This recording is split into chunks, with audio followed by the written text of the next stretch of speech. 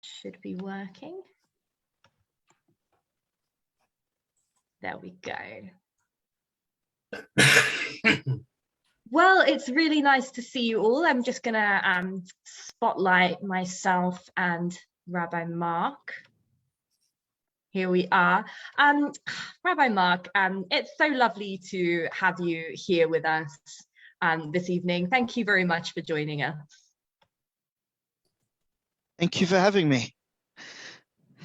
For anyone who doesn't know Rabbi Mark already and doesn't know who he is and why this is such an interesting and important story, Rabbi Mark, as well as being a rabbi and doing all kinds of important things with that, is also a particularly interesting figure in terms of, you know, Anglo Jewry and the history of what it means to be within the LGBTQ community and also be in the rabbinate. And it's a particularly special moment for me to be able to have you here, Rabbi Mark, as you know, I am a reasonably new rabbi and a young queer person, and you are, of course, of the generation who made it possible for us.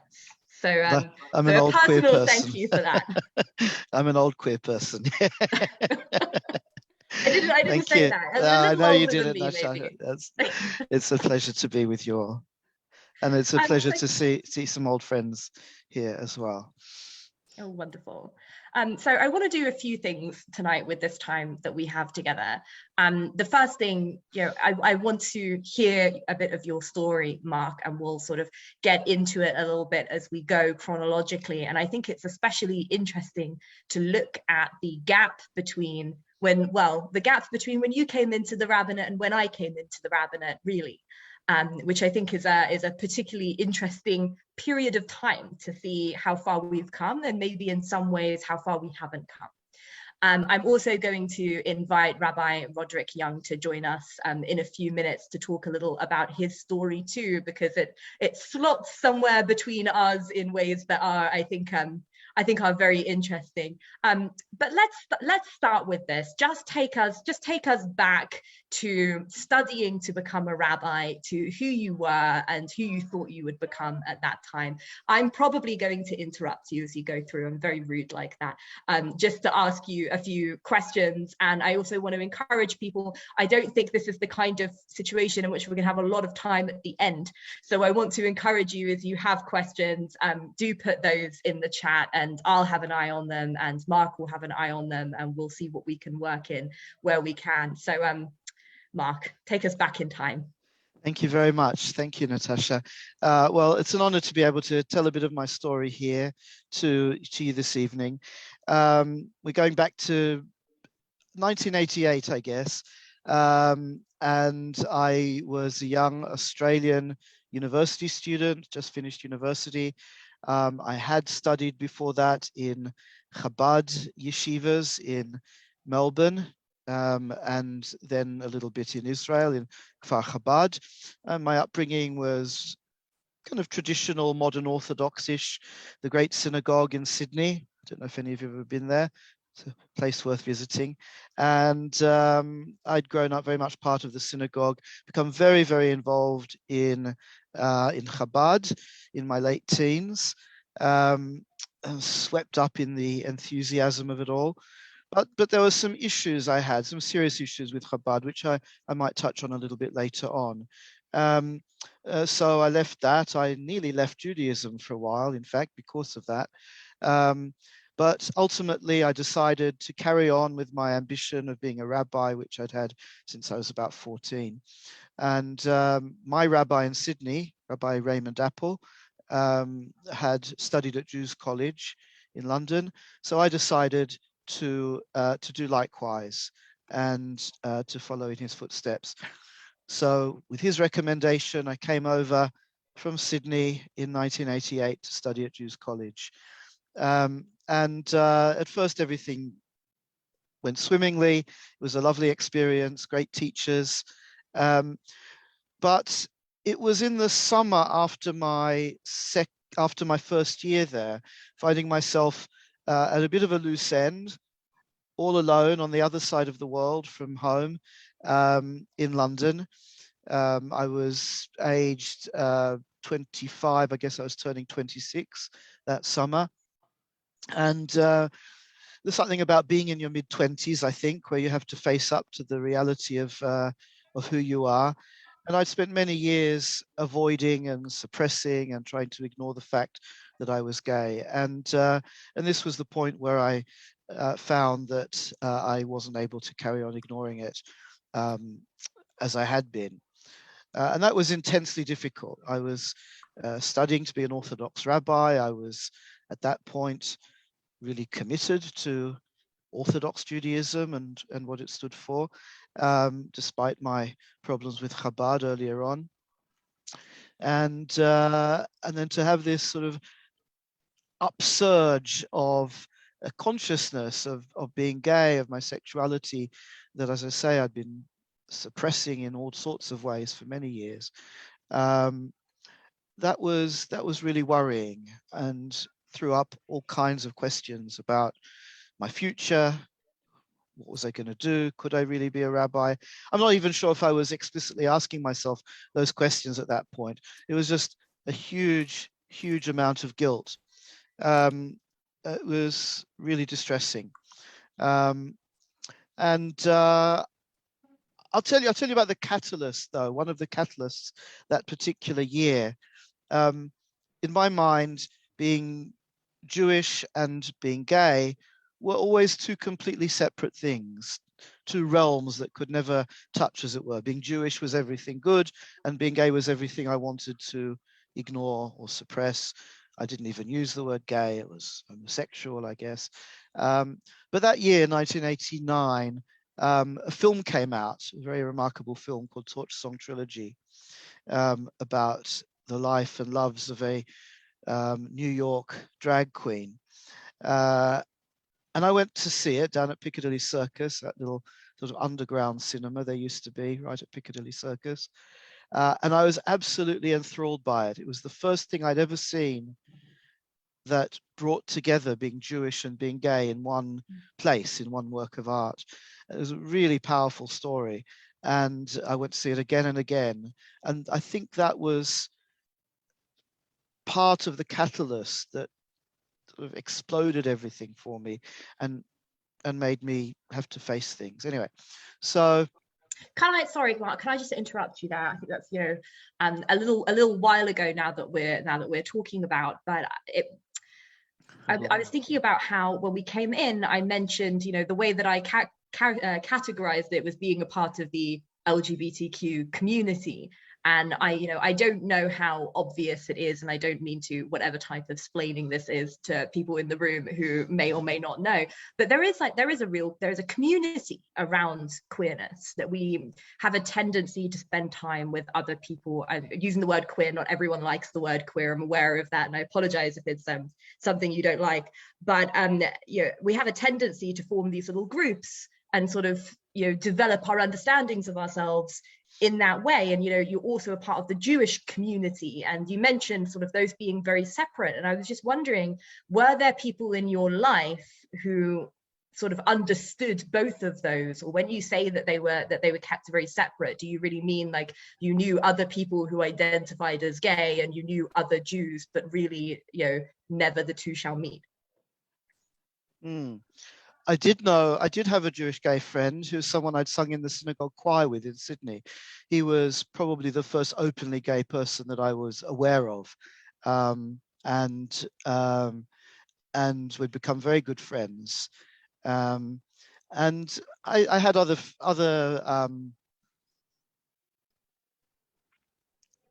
people who I knew were gay, not so much in the Jewish community though at that point. That would come later. So I don't think I was aware at that point of anything you could call a Jewish LGBT community. That would come later, and in the subsequent months and years in London, while I was studying at Jews College, I became aware of what was called the Jewish Gay and Lesbian Group. It's now the Jewish LGBT plus group. And I was to become very much a part of that community, and still am. And that was a wonderful way in for me. But that was a little bit ahead of the the point that I was describing up till now. Anyway, I'm going to have to fast forward a bit because there's too much to kind of tell every last detail, of course. But around the next year, around 1990, I remember I very much wanted to meet Rabbi Lionel Blue. So there's someone else that I was aware of, Rabbi Lionel Blue. He'd come out publicly to the great British public in 1988 in the summer. In other words, just before I'd arrived in Britain. And the sort of the shockwaves of that were still reverberating a little bit in the Jewish community. I'd learned of Lionel years before from some Carmelite friars whom he knew in Oxford, but that's another long story I won't go into. And I read his book, one of his early books called A Backdoor to Heaven, a really superb little book, very autobiographical. And I felt here was someone I really could speak to. Here is someone, as you said, Natasha, who would understand. And so I started to reach out to try and meet Lionel, to maybe around the end of 1989. At first unsuccessfully, because he was away for a while. Beginning of 1990, I moved from Hendon, where I'd been living in Diggs, to Watford to become the student rabbi of Watford United Synagogue.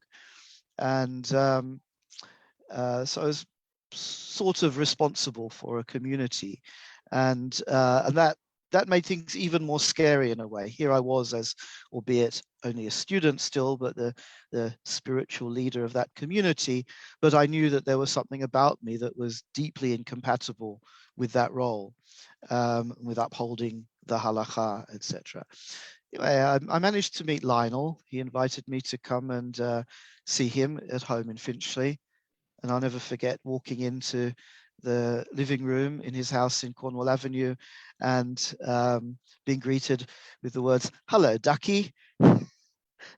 I'd never heard a rabbi who spoke like that before.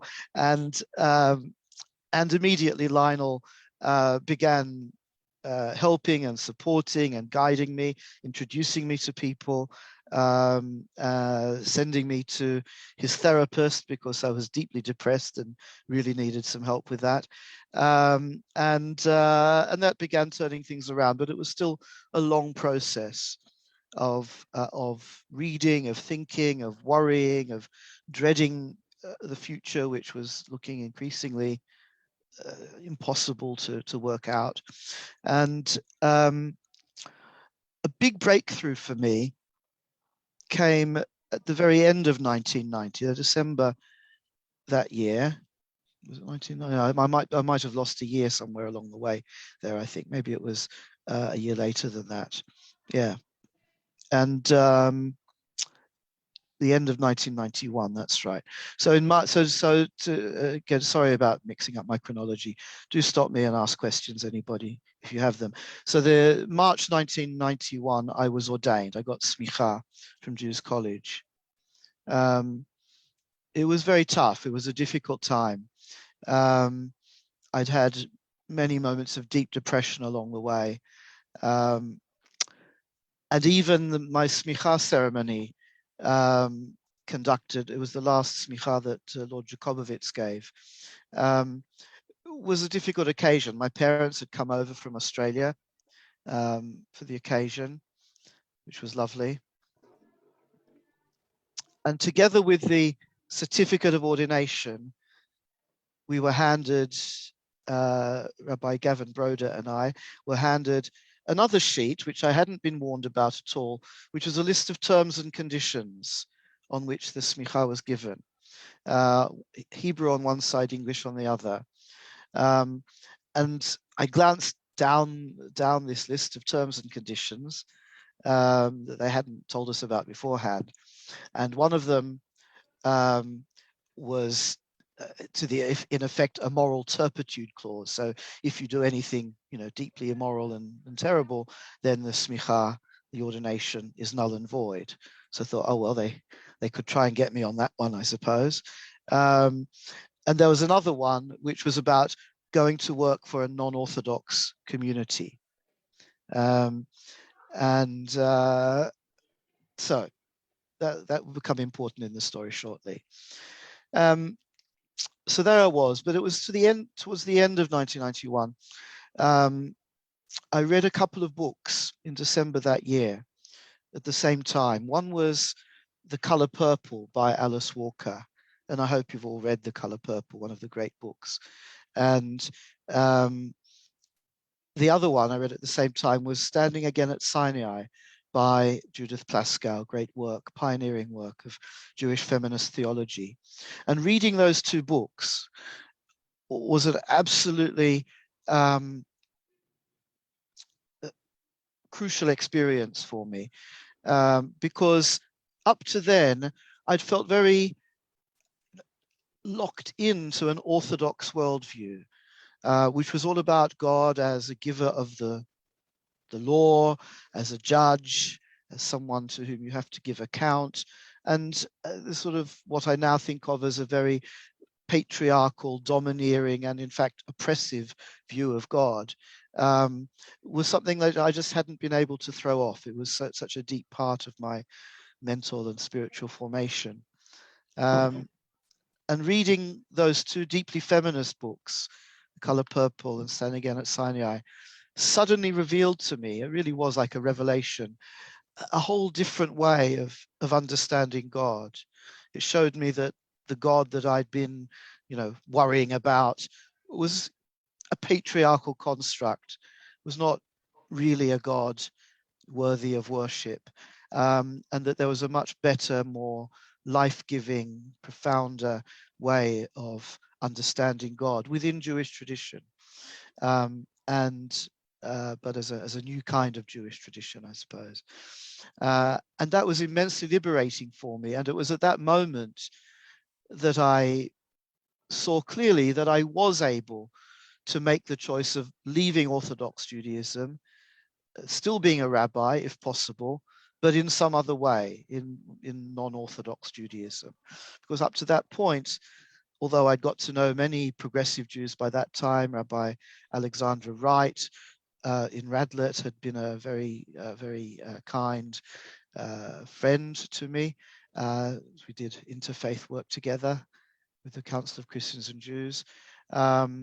Lionel Blue, as I said, had been an immense support and become a close friend. But somehow I just couldn't see anything outside of Orthodox Judaism as really authentic. And suddenly that's so interesting to me, Mark, that you're describing a sort of theological paradigm shift. That Absolutely. the paradigm didn't change with the person that I am and that I know that I am isn't fitting quite into the theology that I've been taught. That the paradigm shift actually came with being able to sort of receive feminist Torah. I think that's actually really beautiful. We had in the salon last week Stephen Bush, and we were talking about race and Jewishness and how we're actually holistic, we're whole people, we're not just whatever our characteristics are. And I think that's really interesting. There was something in you which was also caring about the gender of it all, as well as what it means to be a queer person. I think that's really inspiring, actually. Thank you. Yes, so I know I'm not always a good feminist, but I've since then I've always thought of myself as a feminist, and seeing women's liberation, as it used to be called, as very much a prerequisite for LGBT liberation, and is a part of the same process. Yeah. So I was invited to a meeting with the new chief rabbi, the late Jonathan Sachs. For him, it was just a routine interview which he had with all of his ministers in the United Synagogue. But I went to tell him that I was leaving, that I'd taken the decision to leave the United Synagogue. and to explain why. It was, as you can imagine, a very nervous moment. I knew Jonathan Sachs well. He'd been my principal and my teacher at Jews College. But still, to sit there and come out to him was very anxious moment. I said to him very hesitatingly, well, I'm leaving the United Synagogue and it's because I'm homosexual. I didn't use the word gay. I still wasn't quite, comfortable with that at the time. And his response was, let me understand what you're saying. Do you mean that you're homosexual and you're happy with that? Do you mean that you're homosexual and you're unhappy with that and would like to do something about it? Or do you mean that you think you might be homosexual, but you're not quite sure? And I said, well, I'd have to say A. And under his breath, he muttered, oh my God. And that was the closest he came to sort of losing control. And then he gathered himself and was very kind, very nice. Gave me a little spiel about why he thinks homosexuality is incompatible with Judaism. And I knew that argument because he had published it in one of his earlier books, which I'd read. The idea that procreation is what makes us truly ethical human beings and ethical Jews, and anything that's not open to procreation is sort of falls short of that ideal. That was part of his well-established kind of theology, and the idea that gay people, of course, can procreate in all kinds of different ways and contribute was perhaps a little less thought about, a little less known in the early 1990s than it is now, but certainly not something that he had taken into account anyway. So he then sort of sent me on my way. He very graciously allowed me to work out my 6 months notice period at Watford. And so I didn't have to sort of pack my bags and be gone there and then. So that was good of him. And then I started looking around for somewhere else to work after the 6 months went by. My first port of call was the Masorti movement, because people said to me, well, that's probably where you'll be most comfortable because that's the closest to Orthodox Judaism. So I already knew the wonderful Rabbi Jonathan Wittenberg very well. I'd spent a lot of time at New North London, davened there, went to Jonathan's home very often for Shabbos and Yom Tov. So, he knew all about it and he was always very kind to me. But I went to I had lunch with the then chairman of the Masorti movement, who was very kind. And I managed, again, it was all very difficult, I was still in the closet to almost everyone. And so I sort of hesitatingly kind of told him what was what. He got the picture. He said, oh, are we talking about a Lionel Blue type of issue here? And I said, yes. And he seemed very open to the idea of my doing something with Masorti movement. He said, oh, I'll talk to people and I'll get back to you. About an hour later, I had a phone call saying, it was very nice to have lunch, but I'm terribly sorry. We're not really ready for a gay rabbi in the Masorti movement at this stage. In terms of the chronology, about what year is this? This was 1992. Okay. Well, for help on the timeline, I was born in 1991 and ordained a few years ago. And I believe that I'm the first in Europe. I'm not entirely sure of that. So that was the not quite ready. Yeah, that was how absolutely. Much time it took us. Indeed. Yeah. So next I turned to the Reform movement. And again, I had a very friendly, kind reception. I was already teaching a little bit at this stage at Leo Baeck College, so I was already around the Sternberg Center and familiar to people. But there weren't many vacancies at that point. There was one in Southend, so I set off on a drive down for an interview in Southend. I got a flat tire on the way, which was probably some sort of omen on the North Circular. So I was late for the interview. They were very understanding. The problem was Southend didn't really want a rabbi. They were having a rabbi forced on them by the Reform movement. So they graciously declined. Anyway, there weren't really any other viable prospects in the movement at the time. So there was nothing forthcoming there. And the time was going by, and I was going to be fairly unemployed very soon, in fact, unemployed. And people had said to me, oh, don't bother with the liberal movement. They're so way out. They're so radical. You won't have anything in common with them. And I foolishly listened and didn't approach liberal Judaism at the time. And so the months went by. At the last moment, Leo Baeck College offered me a formal teaching fellowship, very part-time, but just about enough to keep the wolf from the door, as it were. And that's how I came to leave Watford. And I didn't tell them why I was leaving. I did speak in my final sermon at Watford about the position of women in Judaism and gave that as part of the reason, I said. But I didn't quite feel ready to drop the bomb on them, as it were, of coming out in my final sermon. And I went off to Australia for my summer holiday, back to my parents. I had actually come out to my parents a couple of years before that. And on the whole, they're very good about it. I'd also come out to my rabbi in Sydney. But I was in Australia, and it was just then that the Jewish Chronicle outed me.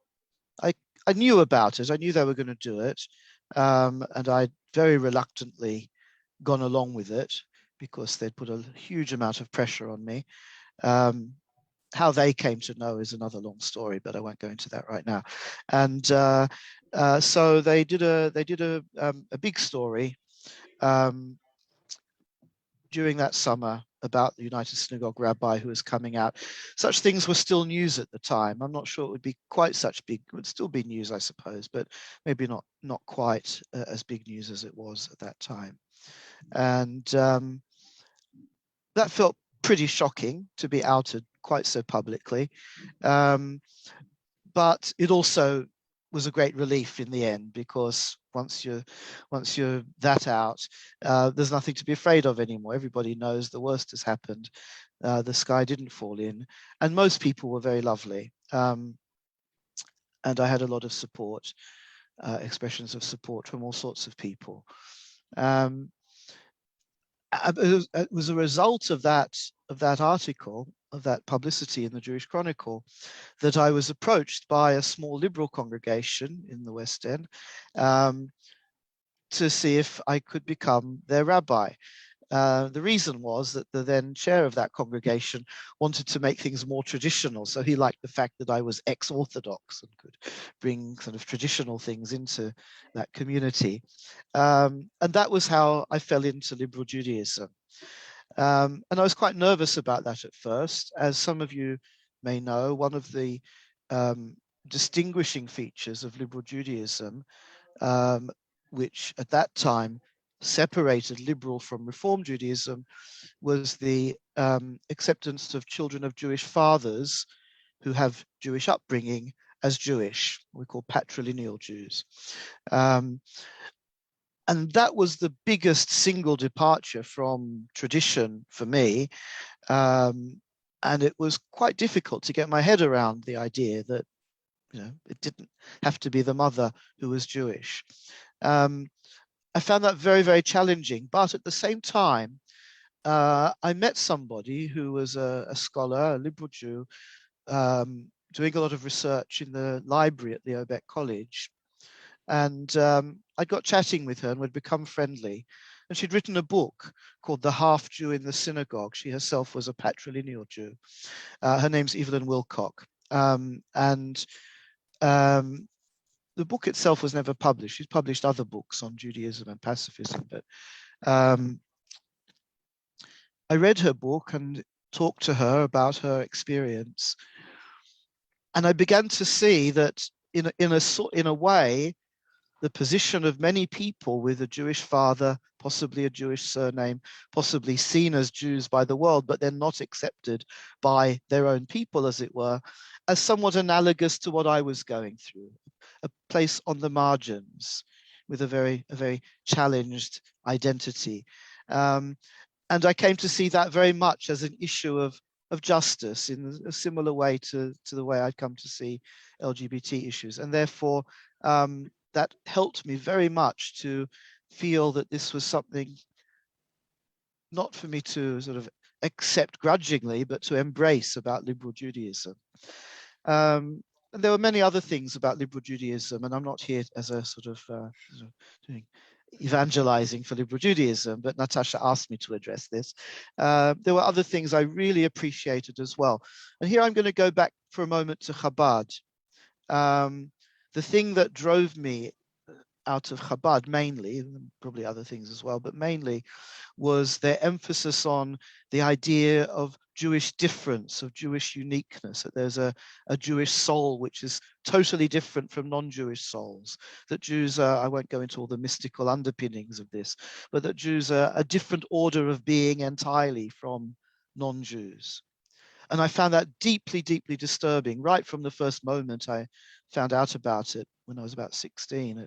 And I struggled with that the whole time I was sort of enthralled with Chabad. And ultimately, I couldn't accept it. I found it deeply racist. And that led to me not only rejecting Chabad, but rejecting Judaism, because I saw the whole of Judaism as somehow infected with this exclusivism, this what I called metaphysical racism, the idea that some people's souls are higher and holier than everybody else's. Just couldn't accept it. And in liberal Judaism, I discovered that so I used to go through my Siddur and make things more the orthodox Siddur and make things more universalistic so that they were less exclusivist.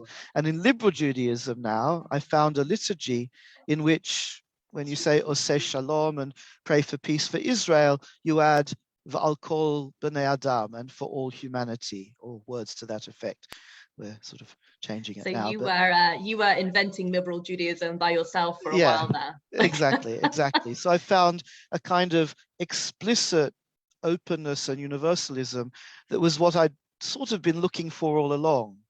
So it wasn't just that here were people who would accept me, but here was a kind of Judaism, which I actually found deeply attractive. I should perhaps add one more thing before I stop yapping and let you, or two more little things. One was the theology. So I talked about the feminist theology, which was such a big kind of liberating moment for me. But while I was still functioning as an Orthodox rabbi, just about functioning, but grappling with the issue of being gay, this had led me to question the whole nature of the Torah, of how we understand the Torah and its laws, and whether this all comes directly from God. And so whether this law, this particular mitzvah, Leviticus chapter 18, was in fact the will of God. You shall not lie with a male as with a woman, it is an abomination, and so on and so forth. And I'd come to the conclusion for myself through reading, through thinking about it, this couldn't possibly, at least in the way it's traditionally understood, be the eternal, unquestionable will of God. That God could not be the kind of being who would give laws that make people's lives a misery, that condemn people to loneliness, possibly to suicidal feelings, which I'd certainly had, to a life of unrelieved frustration and lack of companionship. It just came to seem to me impossible that's what God could be like. And so that led to questioning not only that particular verse in the Torah, but all sorts of other things that are oppressive and marginalizing of women, most notably, and as well as all the other verses that seem to sanction massacres and genocide and that sort of thing. So in other words, even before I'd embraced progressive Judaism, I'd come on my own, as it were, to a progressive kind of theology of revelation, seeing the Torah as, having the divine within it, but not every single word and every single law being the eternal, unchangeable will of God. And so I'd sort of embraced progressive Judaism theologically long before I felt able to embrace it. It's interesting, actually, Mark. As a way of life.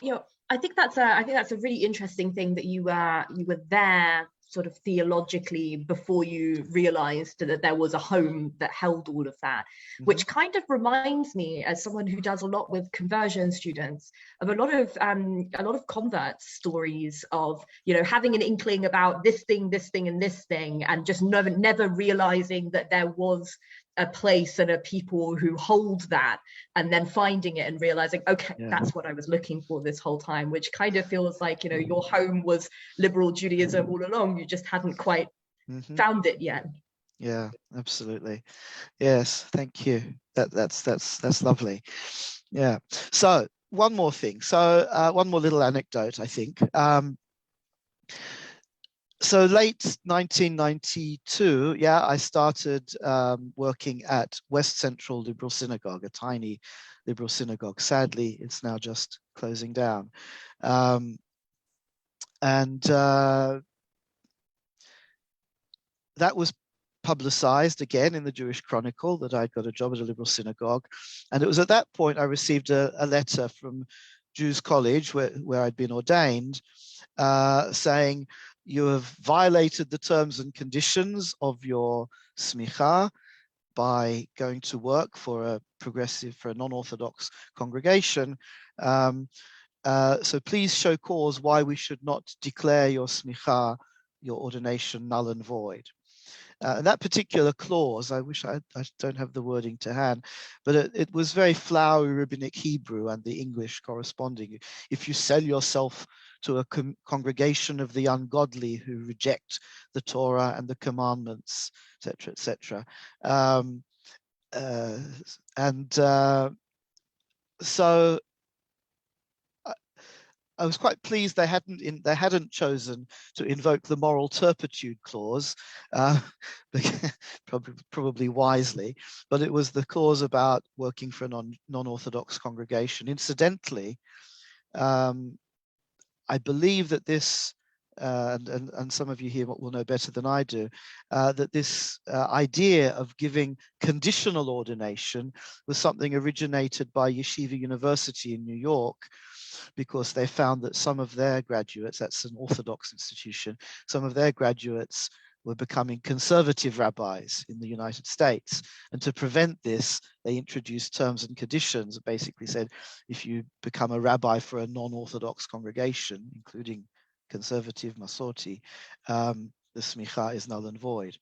So, I wrote back saying, well, yes, according to the understanding of those who signed my smicha, I acknowledge that I've violated that particular condition, and so it's within your rights to remove the smicha. However, I went on to say, my congregation would no doubt continue to regard me as a rabbi, and I would continue to regard myself as a rabbi. I just wouldn't pretend or claim to be an Orthodox rabbi. So on that basis, they asked me to send back the certificate. I didn't. I've still got it. For many years, it was rolled up in the back of a drawer, and then eventually I decided, what the hell, and I framed it and put it up on the wall. That's a power move, right there. Yeah, absolutely, yeah. But I had a problem, because here I was working as a rabbi, but with no valid ordination. The people who gave it had revoked it. So what am I to do? So I was working at this time, I was already teaching at Leo Beck College. I went to the then principal and said, well, could Leo Beck maybe give me smicha, so I'd have a valid ordination. And his response was, well, obviously we're happy with the academic study that you did, but we're not sure that the practical rabbinics training at Jews College was quite up to our standards. So if you do this course and this course and this course of practical rabbinics, then, so I won't tell you what I said in response to that, but, so then I wasn't sure what to do, and discussed it with several of the senior figures in progressive Judaism at the time. And it was the late Rabbi Hugo Green, of blessed memory, who came up with the solution, because this was fairly unprecedented. This situation hadn't arisen before in our particular environment.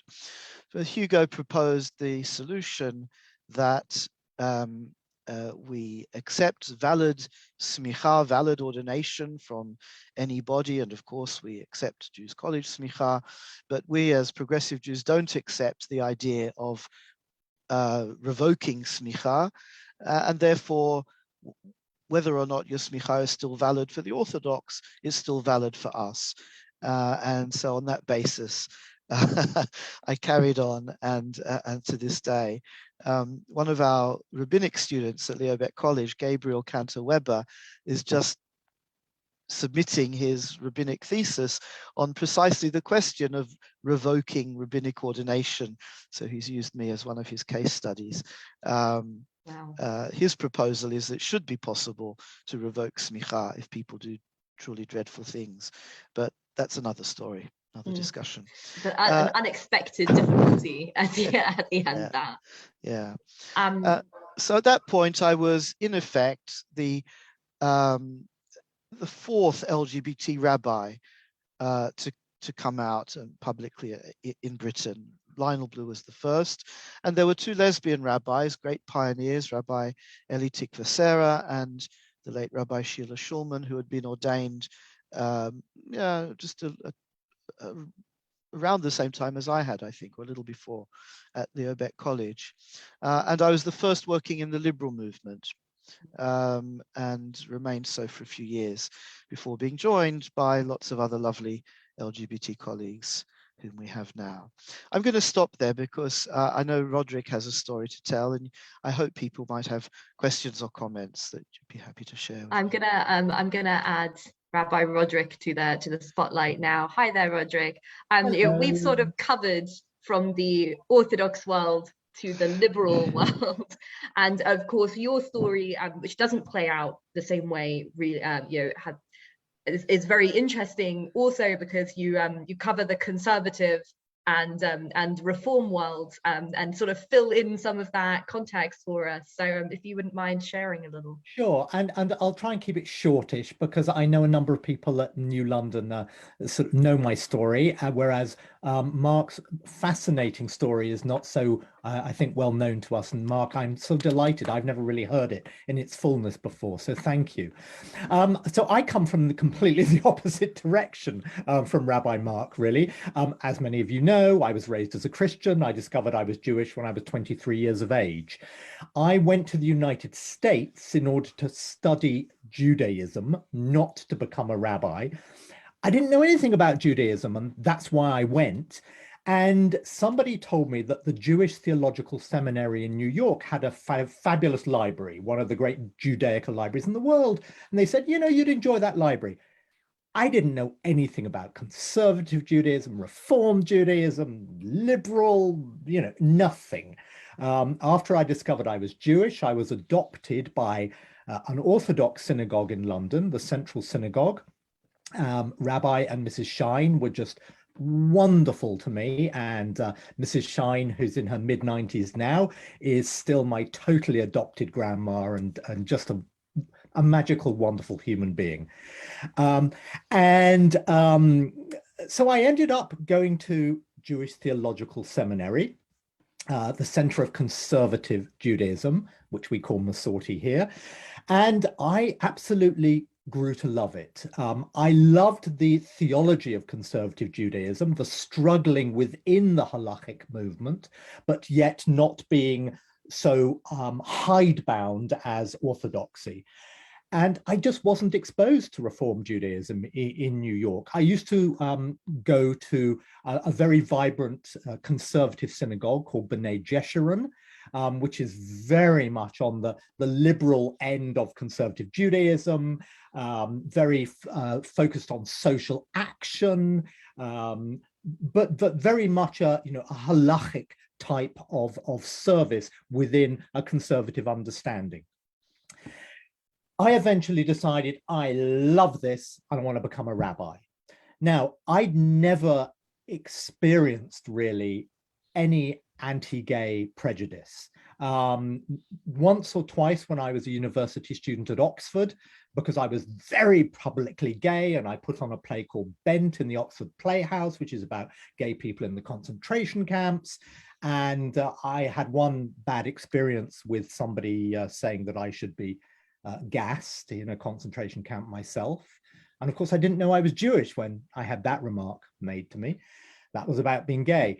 But apart from that, everyone had accepted me. University accepted me. My family accepted me. I'm at JTS. It's 1991. And the law committee of the conservative movement starts to debate whether gay and lesbian people can become rabbis. And it was a big shock to me. I sat in on this debate and it was disgusting. I mean, that's the only word I can use. Most of it was not about halakha at all. If I tell you some of the things they said, which I won't actually, but really disgusting, reprehensible, hate-filled language, which many of us students said, would not have been out of place in the mouths of Nazis talking about Jews, to be frank. It was horrible. It came at a time when I was accepted into the rabbinical school of JTS.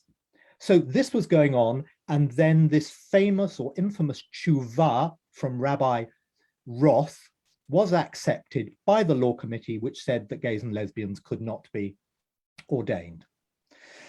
So what was I going to do? Well, I went to Rabbi Roth and I said to him, you know me, you're my Talmud teacher. You probably don't know I'm gay. And he went, oh. And I said, so what happens now? Because you've just been made dean of the rabbinical school. And he offered me a deal that if I kept completely silent throughout rabbinical school, and I, quote, did not go to the New York Times after I was ordained, then I could go through the school. But look, I'd been out since I was 19. I wasn't about to go back into the closet. And next day, I came out very publicly to the chancellor of the seminary at a meeting of students who were very angry with everything that had happened. And my acceptance into rabbinical school was revoked, and I was exiled from JTS and the conservative movement. One of the most painful moments of my life, I would say. I didn't know what to do. I took a couple of years off. I applied to Hebrew Union College, which is the Reform movement, and I was very open with them. I said, I've never been into a Reform synagogue. I don't know anything about it. And they said, we don't care. And they took me in as a sort of refugee. I ended up as a rabbi in the largest queer synagogue in the world in New York City, which is independent. It's not conservative, it's not orthodox, it's not reform, and that by design, because people come from all backgrounds there. And then I came back to England in 2002 because my mum was not well. And I found the British reform movement here to be much more traditional than the reform movement in the United States. So it was a good fit for me. But much of my heart has always remained in the conservative movement. And in 2006, I was sitting at my desk in London, and my very dear friend, one of my dearest friends in the world, Rabbi Danny Nevins, who had been with me at JTS at the same time, and by 2006, was on the law committee himself, and he later went on to become the dean of the rabbinical school. He rang me at my desk in London and said, you could have come to JTS as from today, because gays and lesbians were allowed, and they are allowed, and I can never say it without crying. And that was a wonderful moment for me. And of course, as many of you know, I've been a member of New London Synagogue since 2008.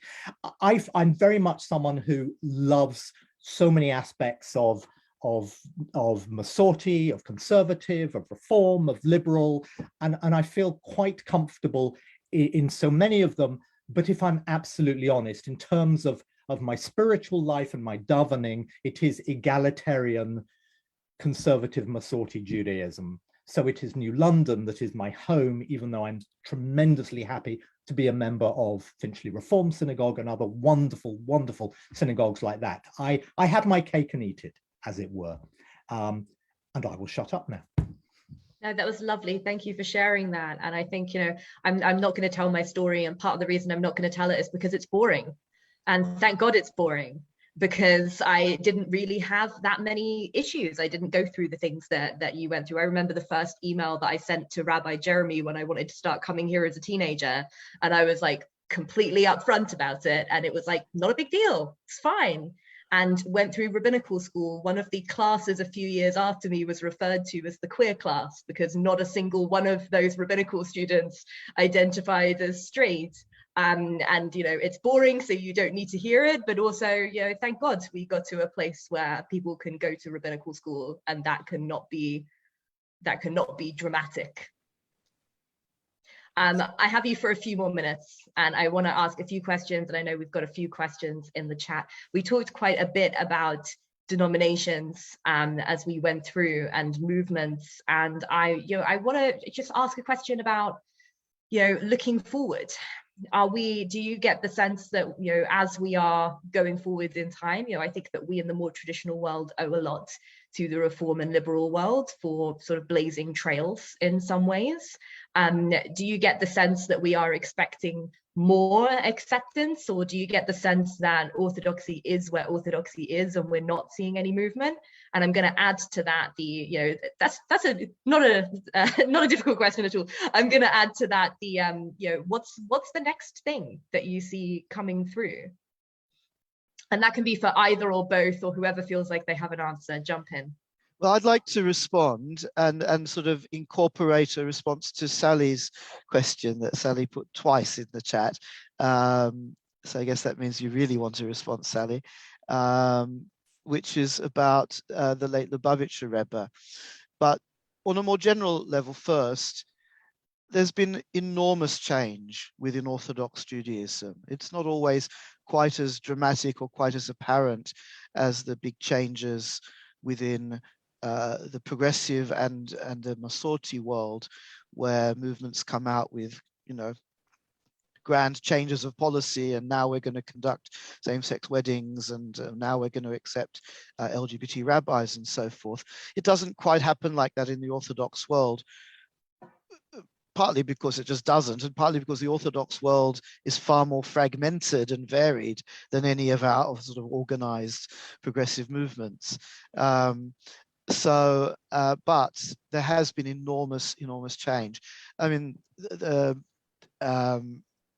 some of you may know that last year or the year before now, I think it's 2020, the first openly gay Orthodox rabbinic student was ordained, got smicha.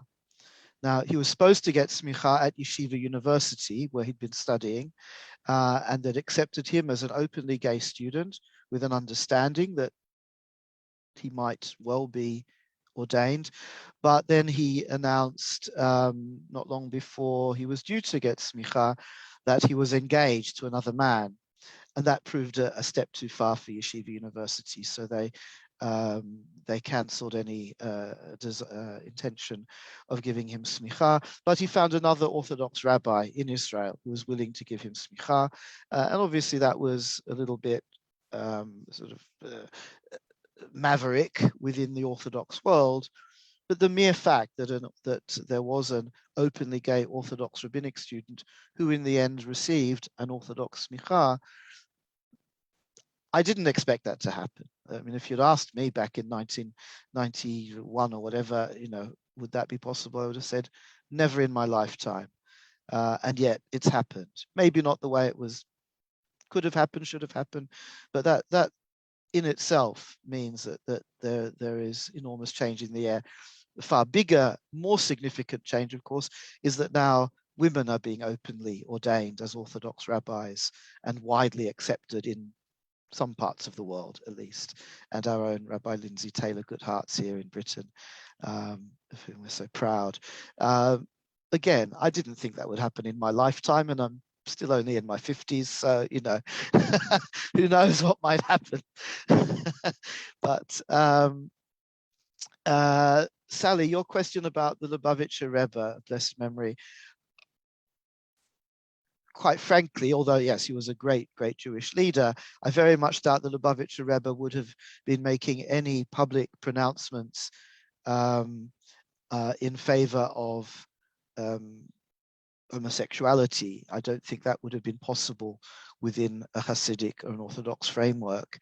But I just want to point to one of his followers, namely Rabbi Chaim Rappaport, who's a United Synagogue rabbi, and was a member of what was called the cabinet of the chief rabbi in the time of Jonathan Sacks, who published a book in the early 2000s called Judaism and Homosexuality, an Authentic Orthodox View. It's a very learned, very detailed book, but absolutely groundbreaking in what it has to say, particularly in the footnotes at the back, or the end notes, which are where he says all the really radical things in tiny print. But Rabbi Chaim Rappaport, who's a Lubavitcher Chassid, so a follower of the Rebbe, had a reputation among Jewish gay men, Orthodox Jewish gay men, of being a very sympathetic and kind counselor who would really help people. And so he wrote this book, not only academically, but from years of experience of pastoral work with Jewish gay men, most of whom were closeted, I suppose. And he'd always counseled these men. Look, let me take a step back and put it in context. Most Jewish gay men, if they went to a rabbi for help or advice, were told, you should get married. You should marry a woman. There were no other possibilities in those days. Yeah, you should marry a woman, get married. Everything will sort itself out.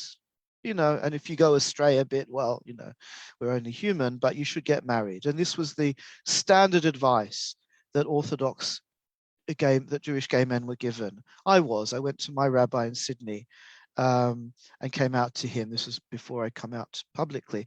And that was what he said. You should get married, and if your urges get too much for you now and then, you can do something about it, but you should get married and things will probably sort themselves out. And of course, it's terrible advice. It's destructive. It's absolutely disastrous for the men, for any wives that they marry, for their families. And Chaim Rappaport was the first Orthodox rabbi who sort of openly said, this is not good advice to give. That's not the solution for Jewish gay men. Yeah. And then between the lines, his advice, and remember this was the time of the height of the AIDS epidemic as well, his advice was, find a nice Jewish guy to settle down with. It's better than being promiscuous. It's better than running the health risks of other kinds of sexual encounters. So find a Jewish partner if you can, and get on with your life. And that's basically what he says in this book. It was published nearly 20 years ago now, maybe just 20 years ago anyway. So that too is a sign of how much things have changed. The Lubavitcher Rebbe had passed away by the time he published the book, but I imagine that he'd spoken to the Rebbe about his pastoral work, his counseling, and received the Rebbe's blessing for it. And Jonathan Sacks wrote a foreword giving his approbation to the book as well. It was called an authentic Jewish view because another book had come out just before it by the first openly gay Orthodox rabbi, Steve Greenberg, who was a really pioneering figure, who'd written a wonderful book, which I recommend to people, called Wrestling with God and Men, and a Jewish view of homosexuality. But that was written, there you are, Roderick's holding it up for you. It's a great read. I think it's really interesting what you say about this sort of open and closed nature of it, especially with the metaphor of being in and out of the closet. That I know that I've had a lot of conversations with people who would never admit to the perspectives that they have on homosexuality, on women, within that area of the world. And part of it is about waiting for the sands to shift enough that those people feel able to be open about it. We're going to have to close, but I just want to. Sorry, that was a long answer. I apologize. It was a great answer. I just want to take this to Rabbi Roderick with 30 seconds on the clock. If you had any thoughts that you wanted to share about where we are and where we're going in terms of all of this. Everything that Mark said. And I would just add that when I was the rabbi in the queer shul, one of the things that was most sad to me was the Hasidic guys who would come to my synagogue, tucking their payas under their caps, and they would ask me, as it were, for permission to be gay, and sometimes for me to find them sexual partners. It was, which obviously I didn't do, and it was such a sadness, and it's so good that that is changing. I will just maybe leave you with the idea that, here in the little Orthodox synagogue where I belong in Norwich, they have no problems whatsoever with me, a very openly gay non-Orthodox rabbi, being on the bima and having aliyot and teaching, but they won't allow a woman to do it. Mm-hmm. So I think it's quite interesting that perhaps in some aspects of Orthodoxy, women are getting a rawer deal even than gay people. So these are two fights going hand in hand that need to be pursued. Mm. Absolutely. Thank you for sharing that. And we're going to have to close. Thank you, Rabbi Mark, for coming and speaking with us. I'm just going to get one naughty word in, because we haven't had a chance to talk about it. But the other next thing that is already happening, of course, is the growing inclusion of trans people, of non-binary people. It's challenging, and there are lots of discussions going on. But I just wanted to mention that because It's something I believe is very important for us to be willing to embrace and discuss and move forward with that. Really important. Thank you for adding that. Thank you so much for coming and speaking with us, Rabbi Mark. Thank you, Rabbi Roderick, for also sharing some of your perspective. It's been a real pleasure. We are back in this room next week. If you think this has been a run of me having lots of fun, we are continuing with that. I will be in this room next week with Rabbi Dr. Alan Brill, who is at the forefront of interfaith theology and has just spent a lot of time in India thinking about Hindu and Jewish theology and the ways in which we relate to one another. I look forward to seeing some or even all of you there. Thank you again, Mark. Thank you, Roderick. Thank you very much. Thanks, Natasha. Lovely to see you all. Bye. Thank you so much. Bye, Lydia. Lovely to see you. Take care. Good night all. Bye, Jeremy. Bye, Thanks, Stephen. God bless.